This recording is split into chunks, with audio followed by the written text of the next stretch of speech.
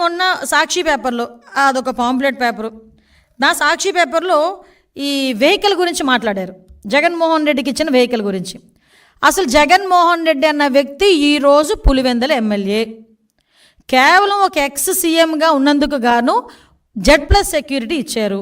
గుర్తుపెట్టుకోయా, నీకు Z+ security ఇచ్చారు, Tata safari ఇచ్చారని చెప్పి ఓ బాధపడిపోయావు. అవునులే, నీకున్న ఆస్తికి టాటా సఫారీ అంటే ఎక్కడ లెక్క ఉండదు అనుకో, అది వేరే విషయం.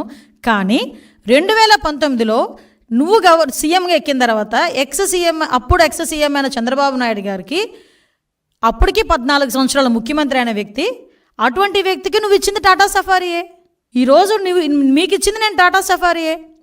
ఆ టాటా ఎలాగోలాగా గవర్నమెంట్ మీద బురద చల్లాలనే ఉద్దేశంతో ఈరోజు ఇది చేసే ప్రయత్నం ఇది. అంటే వెహికల్ కూడా సరిగా ఇవ్వలేదని ప్రజల్లో ఒక క్రియేట్ చేయడానికి నువ్వు చేసిన ఒక డ్రామా ఇది.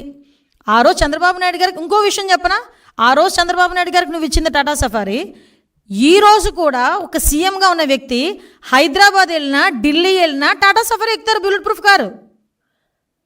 ఒక ఎక్స్-సీఎంగా నీకు ఒక bullet proof car Tata safari ఇచ్చారు. నీకు ఎక్కడ తక్కువ చేశారు?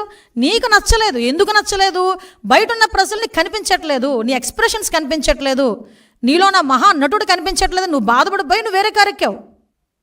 నువ్వు వేరే కారు ఎక్కినా కూడా బీపీ కార్ వెనకాతలు వచ్చింది, నీ వెనకాతలు తిరిగింది. అది ఎక్కడ కూడా ప్రోటోకాల్ కూడా వైలేట్ చేయలేదు, నీకెక్కడ కూడా సెక్యూరిటీ తగ్గించలేదు, నిన్నెక్కడ కూడా ఇబ్బంది పెట్టలేదు, నీ ఇంటి మీదకి ఎవడు దాడికి రాలేదు, నువ్వు ఎక్కడికైనా వెళ్తానంటే పోలీసులతో తాడులు కట్టలేదు.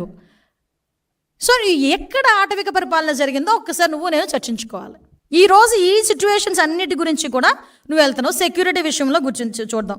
అసలు యాక్చువల్గా సెక్యూరిటీ రివ్యూ కమిటీ అని చెప్పి SRC అని ఒకటి ఉంటుంది, అందులోనే IBGID 2 ఉంటాయి.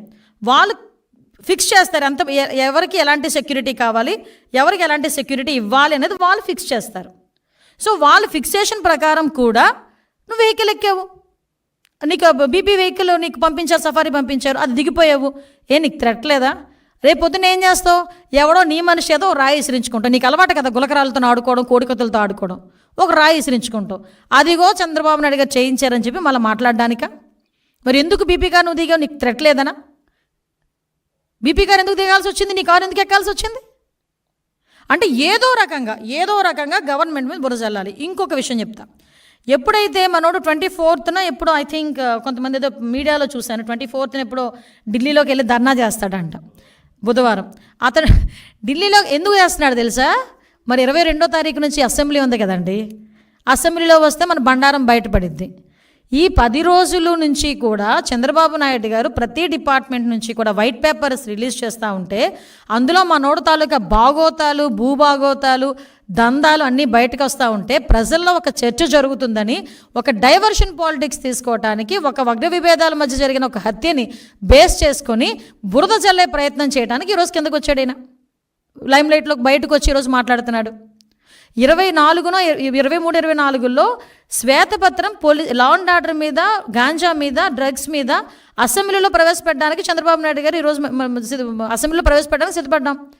నీకు దమ్ముంటే ఇక్కడే ఆటవిక పరిపాలన జరిగిపోతుంది, ఇలా జరిగిపోతుంది, అలా జరిగిపోతుంది అని నువ్వు అనుకునుంటే, నిజంగా నీ మనసాక్షికి నువ్వు అనుకునుంటే దమ్ముంటే అసెంబ్లీకి రా, అసెంబ్లీలో మాట్లాడేసుకుందాం. నువ్వెళ్ళి ఆ రోజు వెళ్ళి అసెంబ్లీ అయిపోయిన తర్వాత కూడా ఢిల్లీకి వెళ్ళొచ్చు. అసెంబ్లీ పీరియడ్లోనే ఢిల్లీకి వెళ్ళాల్సిన అవసరం ఏం లేదు కదా. ఉన్న 11 మందిని నీతో కలిపి 11 మందిని కూడా ఎందుకు అటువైపు తిప్పేది? రమ్మని అసెంబ్లీకి, వాళ్ళకి అసెంబ్లీకి వెళ్ళాలి, నా దాస్తోనే కదా ఎమ్మెల్యేలకి నెగ్గేది.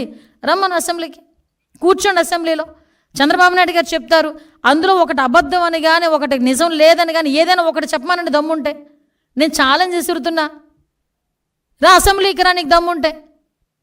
ఈరోజు నీ మీద నువ్వు ఇన్ని అబద్ధాలు మాట్లాడుతుంటే నేను ఒకటే అడుగుతున్నా, అక్కడ జగన్మోహన్ రెడ్డి అవనేయండి, వేరేవాడు ఎవడైనా అవనేయండి, గవర్నమెంట్ మీద తప్పుడు ఆరోపణలు చేస్తే కేసులు పెట్టడానికి కూడా వెనుకాడం, చట్టపరమైన చర్యలు తీసుకోవడానికి కూడా ఎట్టి పరిస్థితులను వెనుకాడం. ఎవడైనా సరే, అక్కడ జగన్మోహన్ రెడ్డి పులివెందుల ఎమ్మెల్యే జగన్మోహన్ రెడ్డి ఉన్నాడా, సమ్ ఎక్స్ ఉన్నాడా, మాకు అనవసరం.